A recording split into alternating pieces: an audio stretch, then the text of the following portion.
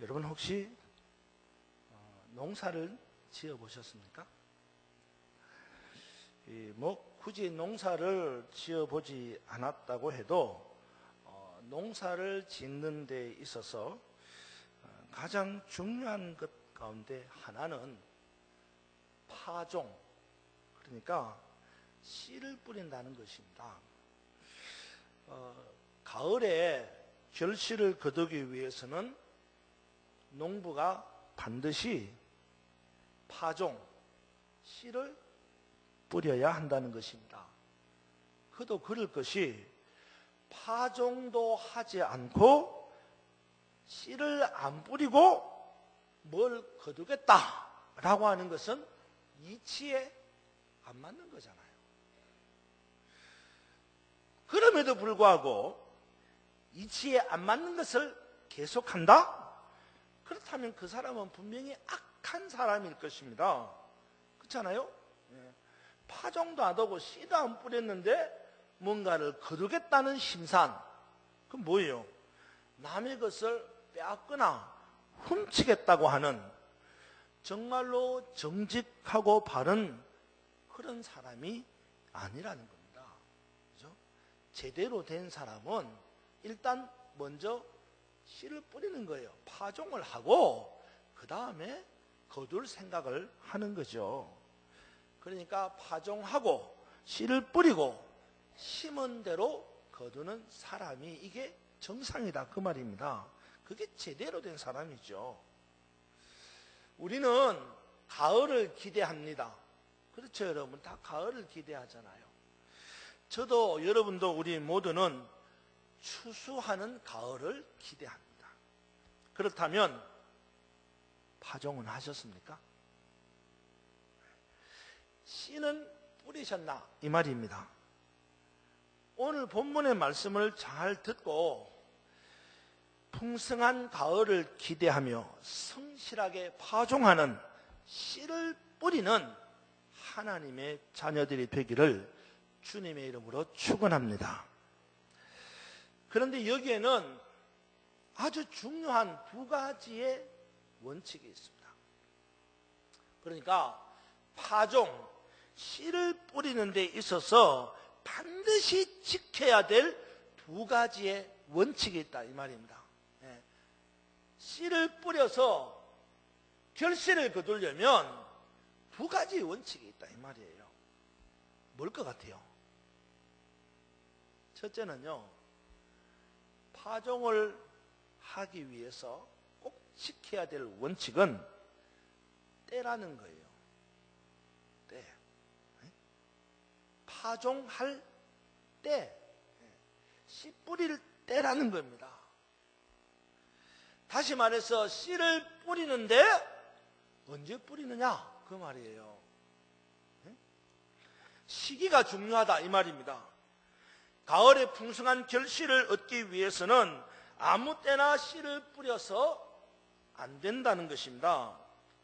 씨를 뿌려야 할 때가 반드시 있다 이 말이에요. 그 때를 놓치면 안 돼요. 그 때를 놓치면 후회하게 된다 이 말이에요. 그러니까 때가 되면 반드시 씨를 뿌려야 한다. 때가 되면 내가 좀 힘들어도, 때가 되면 내가 좀 없어도, 때가 되면 내가 좀 아파도, 때가 되면 내가 좀 바빠도, 때가 되면 씨를 뿌려야 된다. 만약에 씨를 뿌릴 때가 됐는데 씨가 없다. 씨를 뿌릴 때가 됐는데 씨가 없다. 그러면 그래서 여러분 씨를 뿌리지 않겠습니까? 그러면 그 사람에게는 가을에 풍성한 결실이 없습니다. 왜? 나 씨가 없다고 씨를 안 뿌렸는데 어떻게 결실이 있겠어요? 그러니 씨를 뿌릴 때가 되었는데 씨가 없다? 그러면 어떻게 해야 돼요? 빚을 내었으라도 씨를 사서 씨를 뿌려야 되는 거예요. 그래야 나중에 가을이 되어서 30배, 60배, 100배의 결실을 맺을 수가 있고 그 결실로 빚진 것 갚고 풍성한 삶도 누리게 되는 거예요. 그러니 파종할 때는요, 씨를 뿌릴 때는 중요한 게 있습니다. 뭐예요? 씨를 뿌리는 시기를 놓치면 안 된다는 겁니다. 씨를 뿌릴 시기, 씨를 뿌릴 때를 놓치면 안 된다는 겁니다. 여러분, 때를 놓치지 마십시오. 지금이 그때입니다. 두 번째, 파종하는 데 있어서, 씨를 뿌리는 데 있어서 중요한 두 번째 원칙이 있습니다.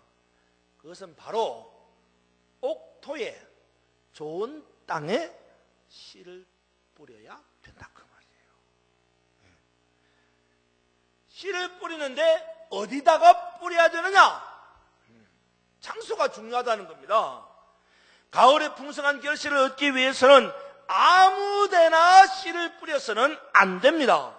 씨를 뿌려야 할 장소가 따로 있다 이 말이에요. 다른 곳에다 뿌리면 안 됩니다. 다른 곳에다 뿌리면 후회하게 됩니다. 그렇잖아요. 때가 되어서 씨가 없는데 빚을 내어서 씨를 사가지고 뿌리기는 뿌렸는데 아무데나 뿌렸어요. 네. 그러면 가을이 되어서 결실을 거둘 수가 없어. 그러면 빚만 지는 거지. 후회하잖아요. 그러니까 반드시 옥토, 좋은 땅에 씨를 뿌려야 한다 그 말이에요. 만약에 씨를 뿌릴 땅이 없다. 아까는 씨를 뿌릴 씨가 없다 그러면 어떻게 해요? 빚을 내서라도 사야 된단 말입니다. 근데 이제는 씨는 있는데, 빚을 내서 씨는 샀는데 좋은 땅이 없어. 그럼 어떻게 해야 돼요? 좋은 땅이 없다고 씨를 안 뿌리겠습니까? 그러면 그 사람에게도 역시 가을에 풍성함은 없습니다. 그러니 씨를 뿌릴 땅이 없다? 그러면 어떻게 해야 돼요? 좋은 땅을 찾아야죠.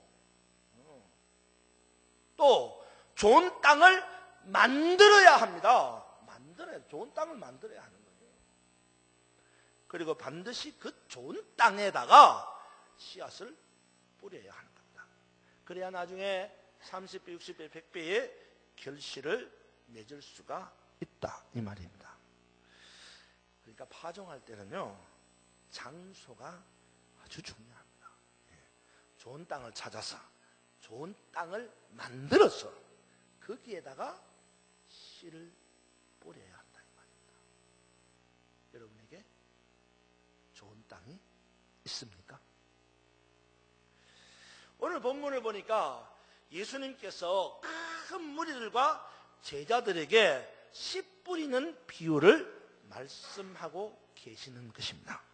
이 비유는 여러분도 잘 알다시피 씨를 뿌리는 자가 씨를 뿌리는데 어떤 씨는 길가에 뿌려지기도 하고 어떤 씨는 흙이 얇은 돌밭에 뿌려지기도 하고 또 어떤 씨는 가시나무 뜰기에 뿌려지기도 했는데 결론은 뭐예요? 이런 씨들이 다 뿌리나 마나 한 것이 됐다 이 말이에요. 길가에 뿌려진 씨앗은 새들이 와서 먹어버리고 흙이 얇은 돌밭에 뿌려진 씨앗은 뿌리가 없어 말라 죽어버리고 가시뜰기에 떨어진 씨앗은 결실을 맺지 못하게 되었습니다. 그런데 좋은 땅에 뿌려진 씨앗은 달랐습니다. 좋은 땅에 뿌려진 씨앗은 잘 자라서 무성해지고 마침내 30배, 60배, 100배의 결실을 맺었다는 겁니다. 그러면서 예수님은 제자들에게 이렇게 말합니다. 좋은 땅에 씨를 뿌려야 한다. 그렇게 말씀하는 거예요. 그러니까 씨를 뿌림에 있어서 예수님은 오늘 본문을 통해서 중요한 장소의 중요한 이 중요성, 장소의 중요성을 각인시켜주고 있다는 겁니다. 아무데나 씨를 뿌린다고 다 결실을 거두는 것이 아니라는 말입니다. 좋은 땅에 씨를 뿌려야만 결실을 30배, 60배, 100배의 결실을 거둘 수 있다라는 겁니다. 사랑하는 여러분, 지금까지 여러분은 씨를 뿌려 보셨습니까? 그렇다면 어디에다가 씨를 뿌렸어요? 간절히 바라기는 좋은 땅에 씨를 뿌릴 수 있기를 바랍니다.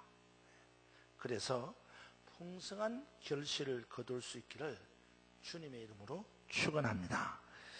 1996년 하나님께서 우리 교회의 은혜를 베풀어 주시고 성도들의 마음을 감동시켜 주심으로 필리핀 울릉까꾸트 지역에 처음으로 필리핀 갈릴리 교회를 세우게 되었습니다. 화산 대폭발로 화산재가 뒤덮인 이 지역에 사람이 산다는 것은 거의 기적에 가까운 것이었습니다. 화산재로 인해서 땅을 경작해서는 소산을 거둘 수가 없고, 그렇다고 다른 변변한 경제활동거리가 있느냐? 그것도 없어요. 이런 지역에 복음의 등불을 켜고 교회를 세우고 십자가를 밝혔습니다. 비록 작은 교회이지만 미래가 없고 꿈과 소망이 없던 사람들에게 하나님의 나라를 소개해주고 천국을 가르쳐주고 유치원을 통해서 미래의 소망을 품는 어린이 교육을 하게 되었습니다. 그러기를 20년이 지난 지금, 지난 3주 전에 방문했던 필리핀은 10여 년 전에 방문했을 때의 필리핀과는 또 다른 모습을 하고 있었습니다. 필리핀은 12년 전 그때보다 훨씬 더 좋은 땅, 옥토가 되어가고 있었습니다. 사람도 많아졌어요. 골목에는 자그마한 가게들이 들어 생겼습니다. 저는 여기에다가 씨를 뿌리면 되겠구나 하는 확신이 들었어요. 실제로 2년 전에 제도적인 문제와 경제적인 문제로 문을 닫아야만 했던 갈릴리 교회 소속의 유치원이 다시 문을 열면서 지역 주민이 갈릴리 교회에 대한 기대가 더 커졌다는 사실이에요. 얼마나 좋은 땅이 되었는지 모릅니다. 여기에 복음의 씨앗을 뿌리면 30배, 60배, 100배의 결실을 거둘 수 있는 옥토, 좋은 땅이 되었다는 확신이 들었어요. 10년 전에는 여기에다가 씨를 뿌리면 좋겠다 그런 생각만 했는데 이번에는 확신이 드는 거예요. 하지만 이 좋은 땅에도 여러분 해야 할 일이 있습니다. 우리는 지금까지의 성경을 보면서 생각하는 것은 때가 맞고 좋은 땅이 있으면 씨앗을 뿌리면 된다고 생각하죠. 그런데 따지고 보니까요, 살펴보니까 좋은 땅에 씨앗을 뿌리고 해야 할 일이 있더라 이 말이에요. 응? 아무리 좋은 땅이라고 해도 씨를 뿌린 다음에는 갈아엎어야 한다는 것입니다. 네? 씨를 뿌린 다음에는 그 땅을 갈아엎어야 된다는 겁니다. 이게 무슨 말이냐 하면요, 우리식으로 하면 이해가 안 가는 말입니다. 이 말이. 그죠? 우리식은 뭐예요? 우리식은 먼저 땅을 갈아엎고 그 다음에 씨를 뿌리잖아요. 근데 중동지방은 반대예요. 씨를 팍 뿌리고 그 다음에 땅을 갈아엎는 거예요. 그러니 아무리 좋은 땅이라고 해도 씨를 뿌리고 난 다음에 그 땅을 갈아엎는 작업이 필요한 거예요. 갈릴리 교회도 마찬가지로 비록 보기에는 옥토고 보기에는 좋은 땅이지만 그 땅에 씨앗을 뿌리고 난 다음에는 갈아엎어야 한다는 거예요. 그래야 결실을 거둘 수 있다 이 말입니다. 저는 이번 필리핀 비전 사역이 씨를 뿌리는 사역일 뿐만 아니라 씨를 뿌린 그 옥토 좋은 땅을 갈아엎는 사역이라고 생각하는 거예요. 지금까지 갈릴리 교회가 세워진 이래로 20년 동안 부지런히 씨를 뿌렸습니다. 나름대로 결실을 거두기는 했습니다. 그러나 이제는 30배, 60배, 100배의 결실을 거두려면 뿌린 그 땅을 갈아엎어야 하는 거예요. 그러기 위해서 이번에 땅을 갈아엎을 비전의 사람들을 찾고 있는 거예요. 땅을 갈아엎을 비전의 사람들이 필요하다 이 말입니다. 지난 주일 우리는 사진으로나마 갈릴리 교회와 유치원 현장을 보았습니다. 20년이 지난 노후화된 교회 건물. 거친 세월만큼이나 썩어서 허술해진 나무 판자벽. 군데군데 구멍이 나서 빗물이 새는 양철 지붕. 어디가 문제인지도 모르는 채 누전의 위험 부담을 감수하고 사용하는 전등, 전기시설. 이제 이런 것들을 갈아엎어서 뿌린 씨앗이 30배, 60배, 100배의 결실을 거두도록 해야 할 거란 말입니다. 그러기 위해서 우리는 오늘 비전 사역팀을 구성하려고 한다. 여러분 함께 갑시다. 지난주일 우리는 강도 만난 자를 본 사마리아 사람처럼 불쌍히 여기는 마음을 가져야 한다고 선포했습니다. 이제 오늘은 불쌍히 여기는 마음에서 한 걸음 더 나아가 함께 강도 만난 사람에게 다가가 보자는 거예요. 함께 갑시다. 다가가서 상처를 싸매어주고 기름과 포도주를 부은 사마리아 사람처럼 우리도 다가가서 그 땅을 갈아엎는 일에 함께 할 수 있기를 바랍니다. 저는 여러분의 마음이 제사장처럼 되지 않기를 바랍니다. 여러분의 마음이 레위인처럼 되지 않기를 바랍니다. 시간이 없다고 말하지 않았으면 좋겠어요. 나는 할 일이 있다고 말하지 않았으면 좋겠습니다. 제가 선한 사마리아인의 비유를 보면서 그런 생각을 했어요. 제사장은 강도 만난 사람을 피해갔다고 기록하고 있어요. 고민해 봤습니다. 왜 제사장이 강도 만난 사람을 피해갔을까? 그 사람 마음에는 강도 만난 사람을 불쌍히 여기는 마음이 없어서 그랬을까? 아니라고 생각해요. 제사장의 마음에는 불쌍히 여기는 마음이 분명히 있었습니다. 그럼에도 피해갔어요. 이유가 뭘까요? 10분 이해해서 아마도 제사할 시간에 임박했기 때문에 강도 만난 사람을 돌보아 줄 시간이 없었을 거라는 거예요. 그런 생각이 들어요.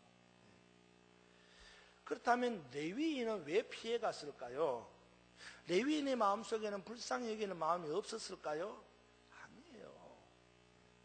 우리가 아무리 악한 사람이라도요, 양심에 화인 맞지 않으면요, 강도 맞아서 거반 죽게 된 사람 보고 불쌍히 여기는 마음이 없다? 그거는 양심에 화인 맞은 사람이죠. 불쌍히 제사장인데 있죠. 그런데 그가 왜 피해갔을까?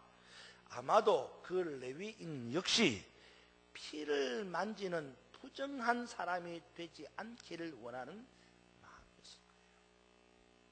무슨 말입니까? 저마다 이유가 있다는 거예요. 강도 만난 사람에게 다가가서 그를 돌보아주지 못할 명분이 있었다 이 말이죠. 하지만 중요한 것은 그 이유가, 그 명분이 예수님 앞에서 인정되지 않았다는 거예요.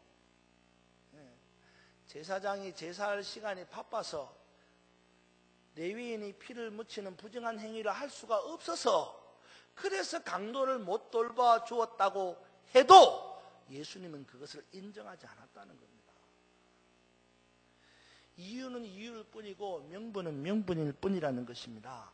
이유가 맞다고 명분이 된다고 저절로 결실이 맺혀지는 것은 아니다 그 말이에요. 사마리아 사람도 여러분 피할 이유가 충분히 있었어요. 사마리아 사람도. 그 사람은요 성경에 보니까 뭐 하는 중이라고 그랬어요? 여행 중이라고 분명히 이 사마리아 사람의 목적, 행방의 목적이 정해져 있었어요. 어쩌면요 제사장이나 레위인보다 더 분명한 이유와 명분이 있었는지도 모릅니다. 왜냐하면 제사장이나 레위인은 성경에 펼쳐놓고 보니까 이 사람들은 뭐 하는 중이었다? 그런 표현이 없어요. 그런데 사마리아 사람은 분명하게 여행 중이라고 표현되어 있습니다. 그러니까 여행 중인 사람에게 강도 만난 사람을 돌보아야 될 그럴 만한 시간도 없을 수도 있죠. 물질이 없을 수도 있죠. 그러나 이유나 명분을 대기에는 제사장이나 레위인보다 사마리아 사람이 더 분명합니다. 그럼에도 불구하고 사마리아 사람은 우선순위를 여행에 두지 않고 어디에 두었어요? 강도 만난 사람을 돌보는 일에 우선순위를 두었다는 겁니다. 우리도 마찬가지입니다. 나름대로 분명한 명분이 있고 이유가 있을 것입니다.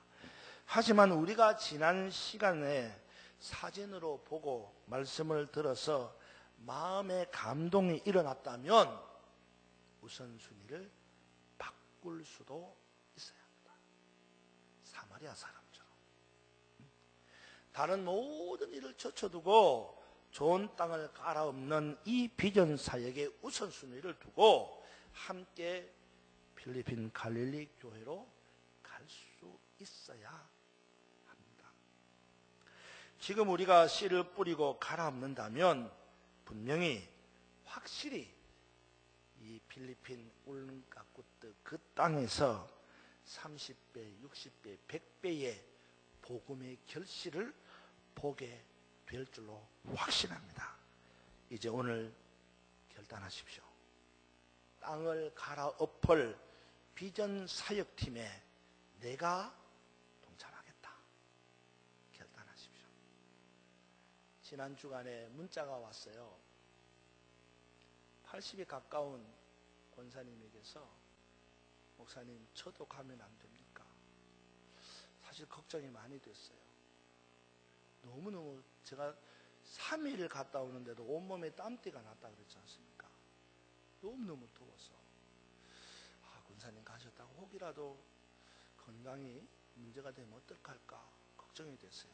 그런데 제가 뭐라고 말할 수가 없어요. 왜?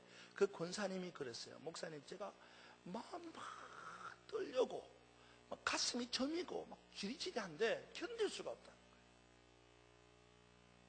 그래서 권사님도 그랬어요. 제가 답장을 주기라. 권사님 몸조리 잘 하십시오.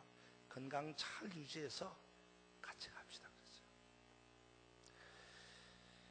여러분 뭐가 문제죠? 80이 넘은 권사님이 건강을 젖혀두고 가겠다고 합니다. 함께 갑시다. 그 땅에 가서 그 땅을 갈아엎읍시다.